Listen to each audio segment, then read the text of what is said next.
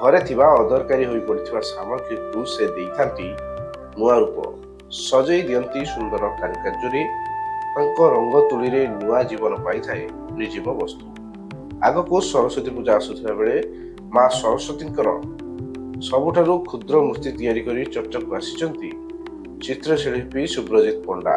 ସେ ତିଆରି କରିଛନ୍ତି ବିଶ୍ୱର ସବୁଠାରୁ କ୍ଷୁଦ୍ର ସରସ୍ୱତୀ ମୂର୍ତ୍ତିର ଉଚ୍ଚତା 2 ସେଣ୍ଟିମିଟର ରହିଥିବା ବେଳେ ଏହାର ଓସାର ମାତ୍ର 1 ସେଣ୍ଟିମିଟର ରହିଛି।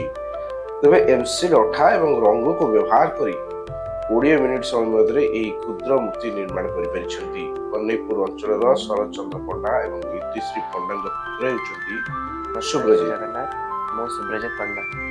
6-7th ଏଜ୍ରୁ ମୁଁ ଷ୍ଟାର୍ଟ କଲି ପେଣ୍ଟିଂ।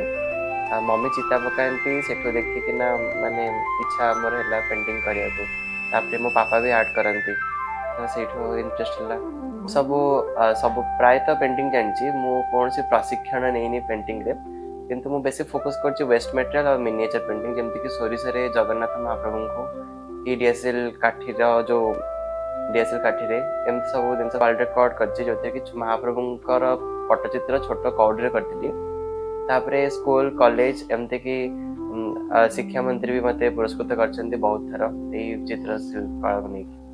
ଆଜିକାଲି ପିଲାମାନେ ଫୋନ୍ ଦେଖିବାରେ ୱେଷ୍ଟ କରୁଛନ୍ତି, ତ ମୁଁ ସେଇ ସମୟ ମୋ ଡ୍ରଇଂ ପେଣ୍ଟିଂ ଏଥିରେ ଫୋକସ୍ କରେ। ଆପଣ ଦେଖୁଥିବେ ଯେ ସବୁ ଛୋଟବେଳୁ ମା ବାପା ମାନେ ବେଶୀ ଫୋକସ୍ କରନ୍ତି ଛୁଆଙ୍କର ପଢ଼ାକୁ ନେଇକି। ଆର୍ଟ କ୍ଲାସ୍ ସପ୍ତାହକୁ ଥରେ ଲେଖାଏଁ ସ୍କୁଲରେ ହୁଏ।